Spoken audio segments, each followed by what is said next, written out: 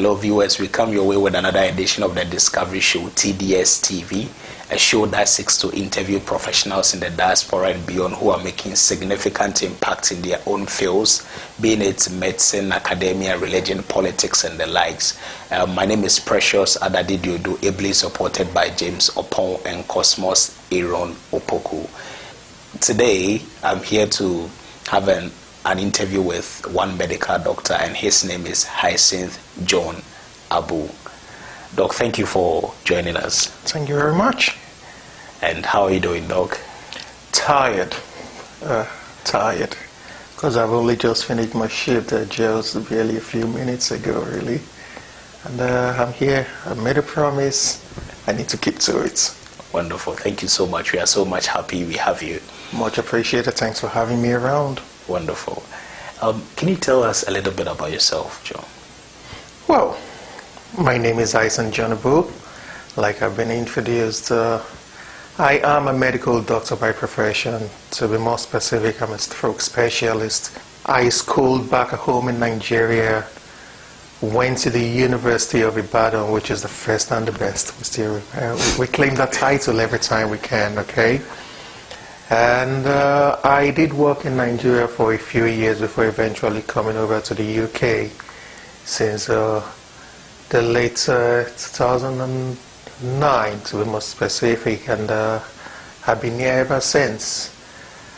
I have traveled to a few other places, but I've actually come to settle here in the UK with my family, and it's been pretty challenging at the initial stages, but currently we're pretty happy. We give glory to God. I give glory to God for my family. I've got very lovely children and an amazing wife. My kids are all boys, so you can imagine what would make my wife go through every day. So it's more like 4 boys pretty much tormenting her every time we can. But we also recognize she's the queen of the house and the queen of my soul, so we make the best of that. It's been an interesting journey, I will say, but I love what I do, and I pray to God I will continue to excel in what I do. Okay. Thank you so much. That's an exciting journey so far. Thank you. Talking about stroke, being a stroke specialist, what is a clinical picture of stroke in the United Kingdom generally? As we all know, stroke is quite a challenging debility. Pretty much what many people understand by stroke is a sudden neurological condition that just comes around and could end up causing the individual to have a disability which may be temporary or may be long-lasting. The thing about stroke is it does not give a warning when it comes. There are certain risk factors, of course, which put certain people more at risk than others, but it doesn't knock on the door, it doesn't tell you it's coming. It hits, and when it hits, it does not affect just the individual. It affects the entire family because it's the recovery phase, if it's something that hopefully can be amenable to a rehabilitation, it really needs everyone involved. You need your loved ones involved, you need the experts involved, you need the therapist involved, you need the nurse, you need all hands on deck, basically. And in the United Kingdom, I can tell you, compared to the experiences I've had at home, back home, we are lucky to be in a society where we have facilities, we have the expertise, we have the medications, we have fantastic hospitals. The NHS, we do have our challenges, but the NHS is fantastic, compared to where I'm coming from again. And because of all those things in place, it's remarkable to see what we can do for individuals that had a stroke and their journeys. Each individual does have his own journey anyway to go through. But with us, from our own end, as in the medical team, the nursing team, the therapy team, dietitians, our psychologists, everyone that really, contributes to the progress and recovery of an individual that has had a stroke. When you come together as one team and able to, make some positive changes in that individual's life, it does bring smiles and joy to our faces. We do have, of course, you can't win them all. We have cases where, right from the onset, it's a bad case. It all depends on how bad the stroke is from the onset and what has been affected, whatever disability. And we also need to put into consideration the medical comorbidities the individual does have. And we do know that we have different types of stroke. We have the ischemic and, of course, the hemorrhagic. The ischemic one takes a greater percentage compared to the hemorrhagic one, which is just the bleed. So a stroke is a stroke. Like I would say, time is stroke. So the earlier you act, with regards to an individual that's had or suffered a stroke, the more likelihood you're going to get a better outcome for the individual, because we have things we can do in an acute phase, which is time, within a time frame really. And we do have what we do with supported therapy. And it's been beautiful. It's been quite an interesting journey so far. And we hope to continue making, contributing positively to lives and making lives, saving lives, generally speaking. And we'll see how that goes. That's good to know. Thank you very much, Dr. Abu. Just dwelling a little bit on stroke. Hitherto, I think strokes were largely associated with developing countries developed countries. And developing countries had lower cases of strokes and other non-communicable diseases. But anecdotal evidence at the moment indicates an upsurge in strokes, hypertension, diabetes, and cancers and non-communicable diseases in general. Are we able to hear from you what you think may have contributed to these increases in developing countries like Nigeria, Ghana, and all the other countries? Well, first and foremost, what we need to appreciate is in developed countries, people generally have a better awareness of their health, okay? Taking the United Kingdom, for instance, we have the National Health Service where as long as you're in the United Kingdom, you can walk up to any of the NHS hospitals and you will be treated, okay? So with that in mind and having people who are very much health conscious, you tend to have more people presenting in the hospitals with whatever, medical concerns they may have. Okay. Now let's take that cue back home and compare.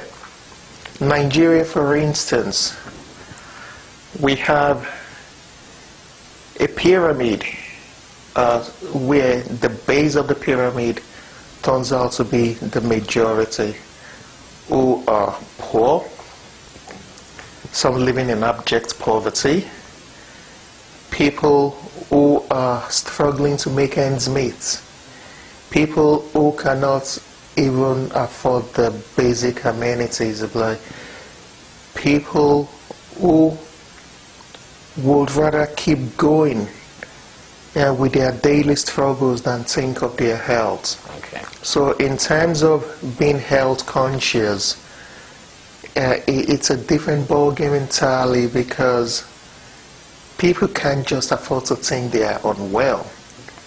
Okay, so health education is not as robust back at home. Okay.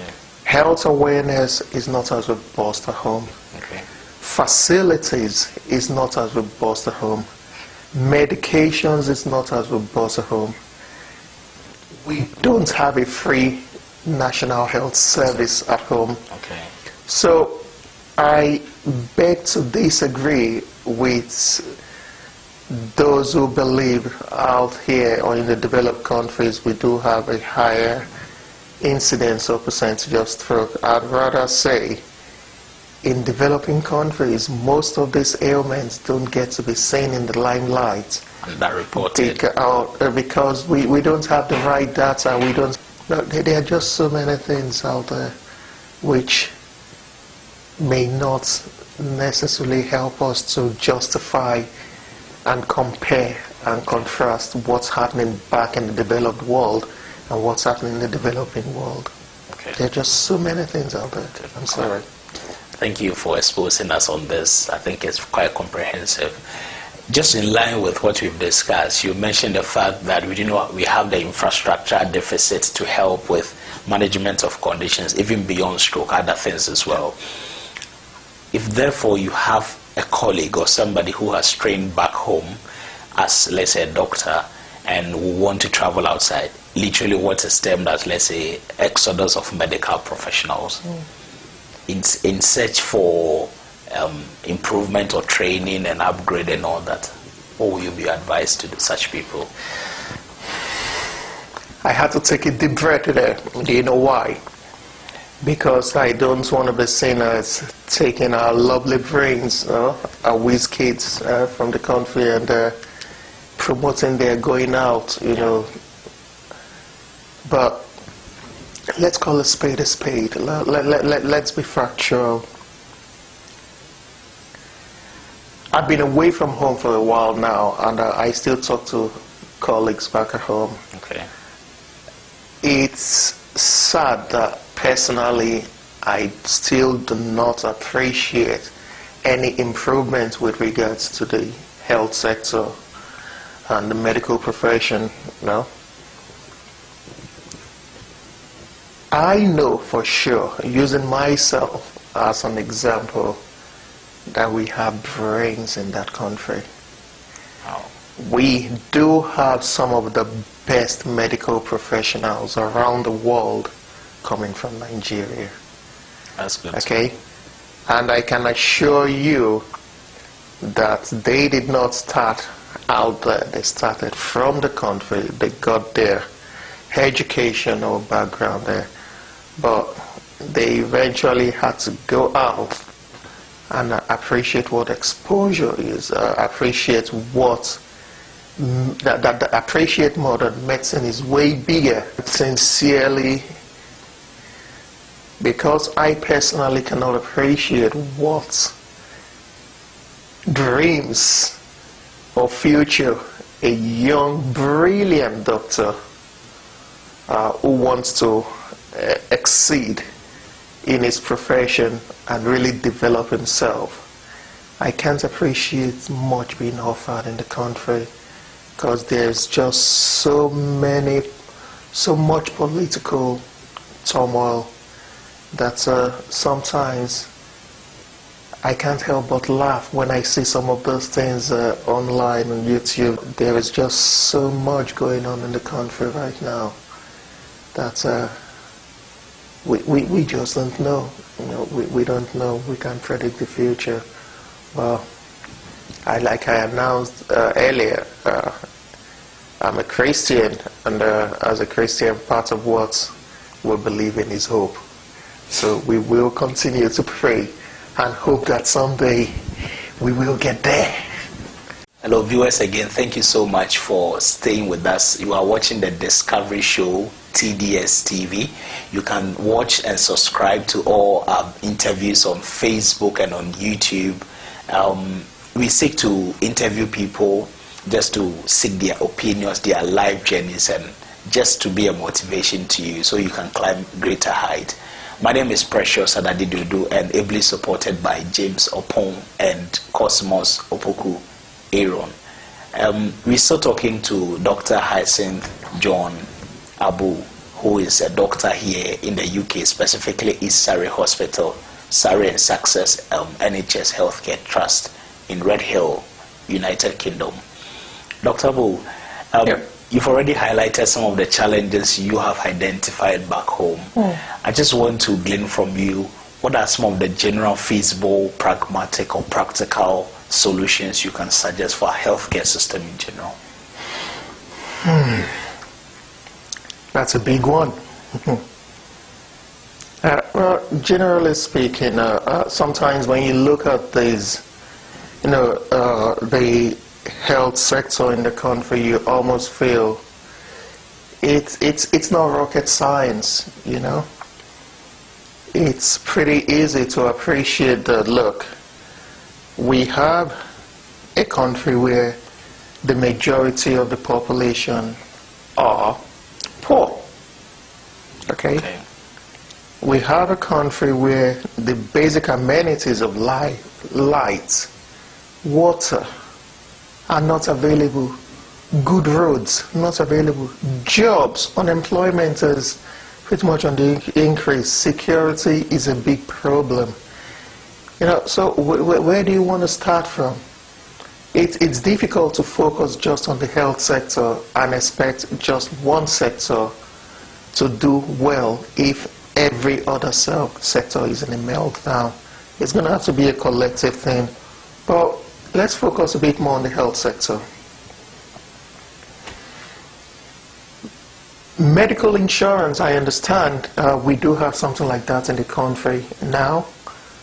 But again, can only be afforded by those who can afford it.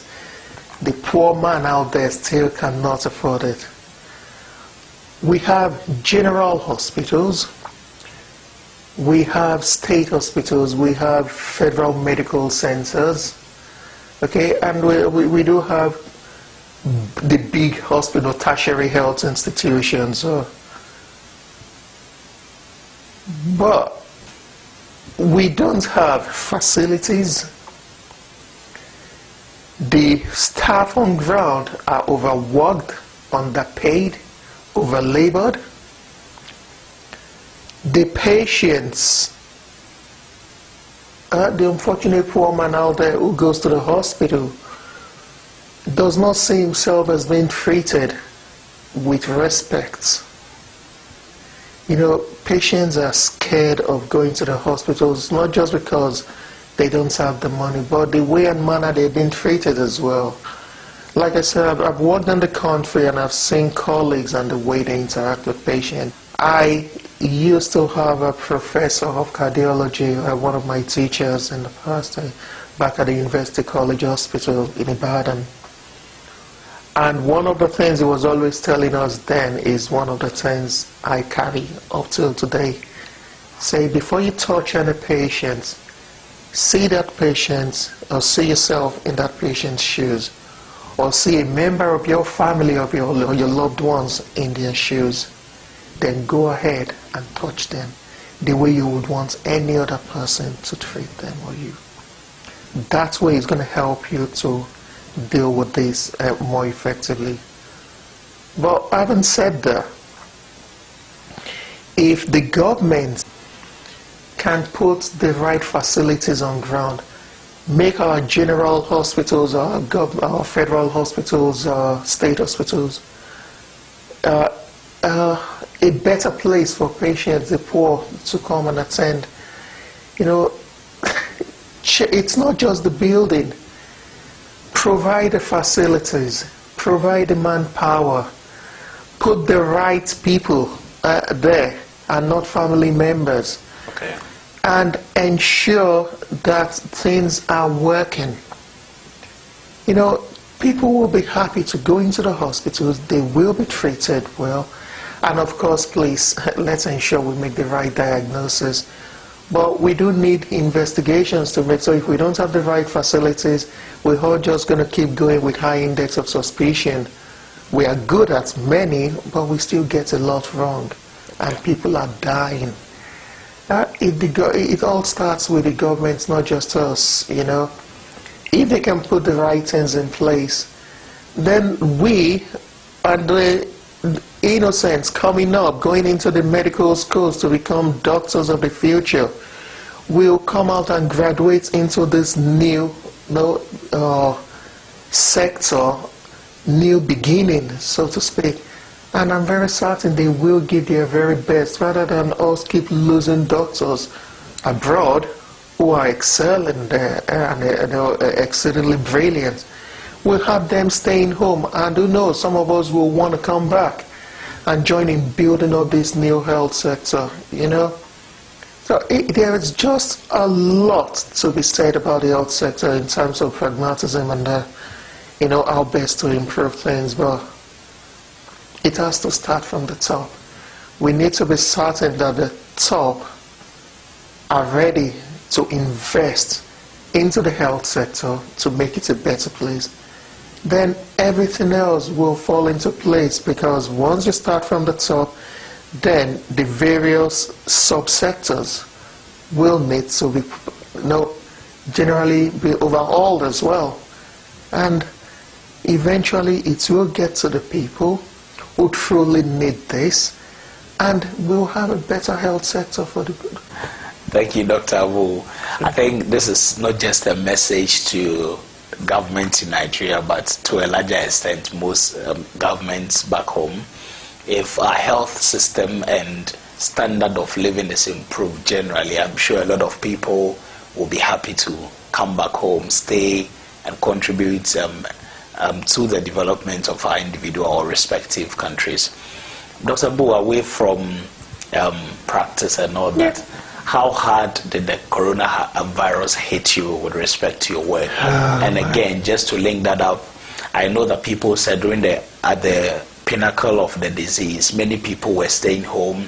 Those who had hypertension, diabetes, and all the other NCDs, they were not coming to the hospital. So just when the disease just tapered off a little bit with respect to how heightened it was, people started coming with strokes and all that. Is that the case? It's the coronavirus situation is a very sad one. It's been, I mean, we have over 45,000 who have lost their lives, you know, unfortunately, to this disease.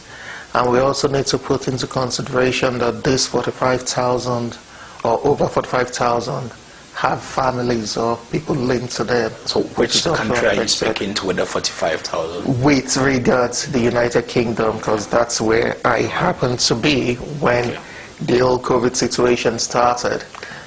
You know, I will try as much as possible not to comment too much on what happened at home, back home, with regards to the COVID situation. It was a very challenging period, not just for the health sector, but for the world at large, really. And I can attest to that at the initial stage, even a number of people in the health sector were pretty scared. And we had a good percentage just stopped coming to work, okay? Because we have this invincible monster many of us do not, in fact, virtually nobody understands. And we're trying to rattle our brains around it with all that's going on. The government doing their very best. I know many were attacking the government on issues generally, but hey, they didn't understand what they were dealing with. So it was all simply trying to manage the entire situation and affairs, both microscopically as well as macroscopically.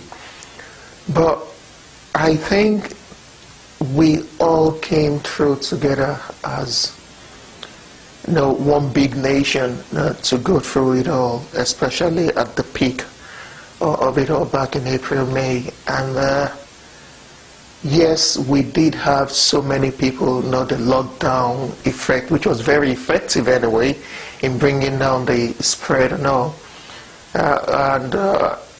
We did have, of course, part of the health sector suffering because of these people who truly needed regular checkups, saying their GPs or coming to the hospitals could not, because they were scared they were going to die if they ended up contracting coronavirus. The cancer units really suffered a lot, you know, cancer services, and the mental health services suffered. There's so many health sectors that did suffer. You know, the care homes. We can go on and on and on, but in general, at the end of the day, I think we've come to the point where things are now easing off. COVID is still very much around. We are sincerely hoping we don't have a second spike. Things are opening up, the lockdown rules are being relaxed much more. I'm reminding you again that you are watching the Discovery Show, TDS TV, on Facebook and on YouTube. Please watch, like, share, and subscribe to our channel. This is basically to keep inspiring you to hear from other people who have made impact, so that you can also, you might have been making an impact already, but surely you learn something from each individual we speak to. Kindly see the numbers on the screen. Contact either James or Precious if you need any information regarding this particular interview program. We just come into the final laps of our interview with Dr. Hyacinth-John Abu, a Nigerian doctor who has been in this country for a little over 10 years and has been practicing as a stroke specialist, and he's sharing his views with us on myriad of topics, especially on health back home and here. So Dr. Abu, people have advanced this argument that life here in the UK and compared to other places like US, Canada and all those places, it's quite stressful in the UK. You mentioned you've traveled a bit. Do you agree to this? If you do, and even if you do not do, how do you deal with stress generally associated with work and lifestyle here in the UK? Let's put it this way. This is my own personal belief anyway. I mean, different individuals will have their different ideas about this, okay? I think it all boils down to the individual, okay?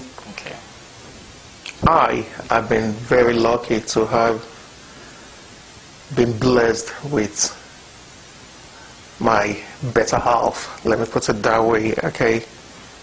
And again, I give glory to God because I love God. I love Jesus, okay? And with her, we've had our ups and downs, but together we've been able to go through the thick and thin. You know, the challenges that we faced when we arrived here. And we are where we are today, you know, still striving on. And trying to bring up our children in the same limelight, making them understand that, look, it takes a lot of hard work, positivity, determination, and of course you need to persevere.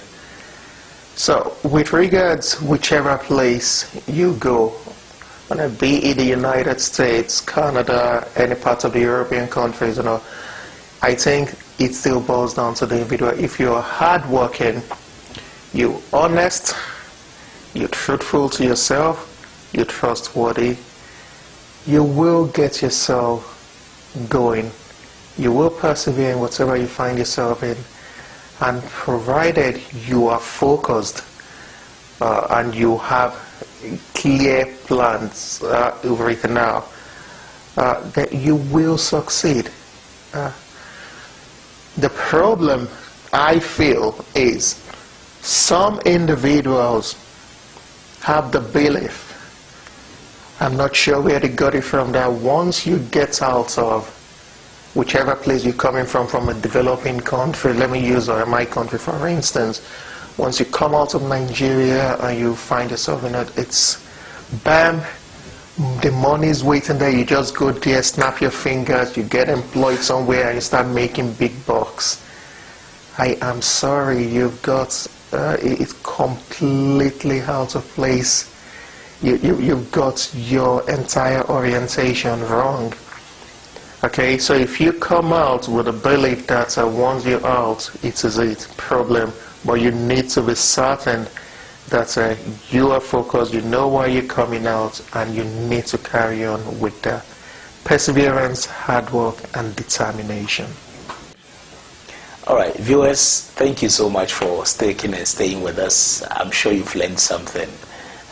We all come across different experiences, and based on that, we are able to make our suggestions known, and I think we are all learning.